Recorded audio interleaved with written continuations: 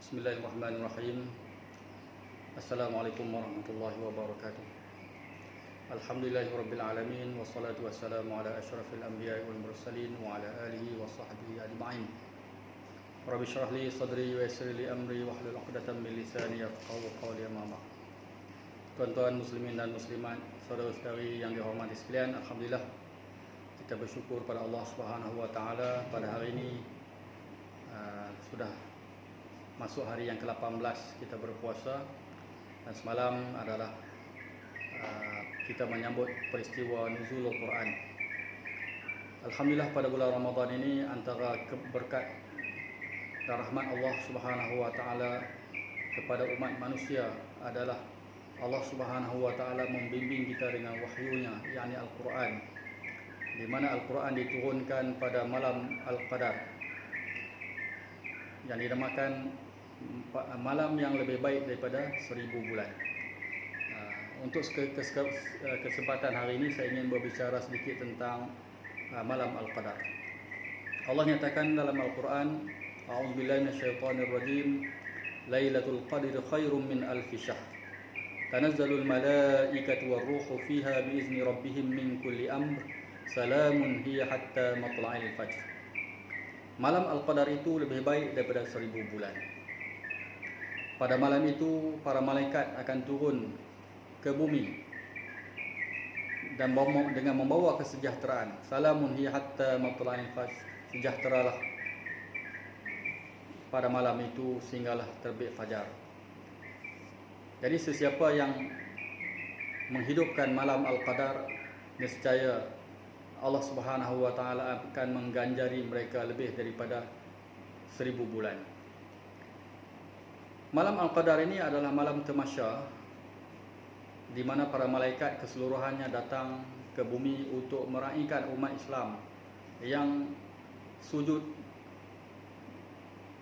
menyembah Allah Subhanahu wa taala, meraihkan juga kenikmatan Al-Quran yang diturunkan kepada kita. Tanpa Al-Quran, manusia terputus hubungan dengan Allah Subhanahu wa taala.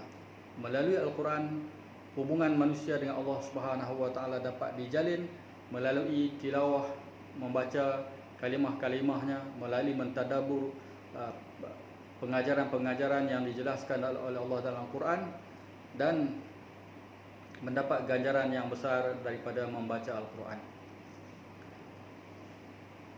Dinamakan malam Al-Qadar kerana Allah Subhanahu wa taala, Tuhan yang mencipta alam ini dan telah menentukan, mentakdirkan segala sistem undang-undang dan peraturan untuk memastikan alam semesta ini bergerak, hidup dan memberi rahmat kepada seluruh alam. Dan untuk menyempurnakan tanggungjawab kerahmatan Allah Subhanahu wa taala, Allah telah melantik manusia untuk menjadi pemimpin, pentadbir, pengurus alam semesta ini. Maka Allah Subhanahu wa taala menurunkan Al-Quran, wahyu Allah, untuk memandu manusia supaya tata cara manusia tidak bercanggah dengan sunnatullah, dengan takdir yang Allah tentukan pada malam ini. Maka sempurnalah takdir Allah Subhanahu wa taala apabila manusia yang beriman dan bertakwa kepada Allah Subhanahu wa taala menjadikan Al-Quran sebagai panduan hidup mereka, menjalani kehidupan mematuhi pada perintah Allah Subhanahu wa taala. Jadi sempurnalah kehidupan manusia dengan penurunan Al-Quran, kerana dengan Al-Quran tersebut manusia terpandu untuk menjalani kehidupan mereka selari dengan sunnatullah yang telah ditakdirkan Allah Subhanahu wa taala pada alam ini. Sebab itulah malam Al-Qadar ini menjadi malam tamasya, kerana dia satu malam penyempurnaan kehidupan di dunia ini.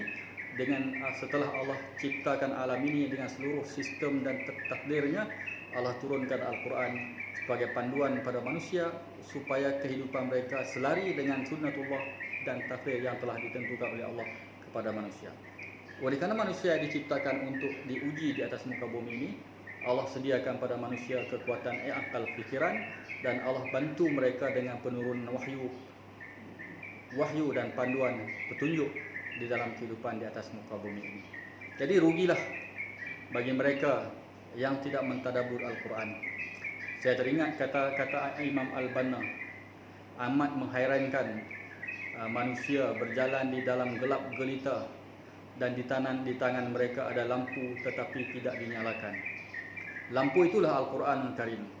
Amat malang manusia yang hidup di atas muka bumi ini mencari pelbagai usaha untuk mendapat panduan hidup, sedangkan Al-Quran sebagai panduan hidup sudah ada di tangan mereka, tetapi mereka tidak membuka dan membacanya. Jadi rugilah kepada mereka. Jadi mudah-mudahan kita tidak termasuk di kalangan orang yang rugi. Marilah sama-sama kita bersungguh-sungguh menatapi ayat-ayat Al-Quran, mentadabur maknanya, cuba memahami apakah taklimat dan pengajaran yang Allah Subhanahu wa taala nak ajarkan pada kita, supaya kita kenal Allah Subhanahu wa taala sebagai Rabb, pencipta alam ini, Malik, pemerintah alam ini, Ilah, Tuhan yang sepatutnya disembah dan ditaati oleh manusia di alam ini. Supaya kita kenal hakikat alam yang wujud ini semuanya adalah ciptaan Allah, tertakluk pada takdir dan sunatullah. Supaya kita kenal manusia yang diturunkan ke bumi untuk menjadi mukallaf sebagai makhluk Allah Subhanahu wa taala yang tertakluk kepada hukum hakam yang Allah telah tentukan, dan sebagai khalifah untuk mengganti Allah mentadbir urusan ini dengan perintah Allah, dan keseluruhannya itu menjadi tanda perhambaan manusia kepada Allah Subhanahu wa taala. Mentaati Allah di dalam urusan hidup dunia dan akhirat, itulah kemuncak perhambaan dan tahap-tahap yang Allah kehendaki pada manusia. Kemudian Allah Subhanahu wa taala juga menceritakan pada kita kesudahan alam ini, di mana alam ini akhirnya akan berlaku kiamat, dimusnahkan dan diciptakan alam baru, manusia akan dimahsyarkan, dihitung dan dinilai. Mudah-mudahan sepanjang usia yang Allah kurniakan pada kita, umur yang panjang, rezeki yang melimpah, kita gunakannya untuk mentakarubkan diri kita kepada Allah Subhanahu wa taala. Selamat menyambut Lailatul Qadar. Marilah kita meningkatkan lagi usaha untuk menjadi manusia yang mukhlisin, qanitin lillahi subhanahu wa ta'ala. Aqulu qawli hadza astaghfirullah li wa lakum. Wassalamualaikum warahmatullahi wabarakatuh.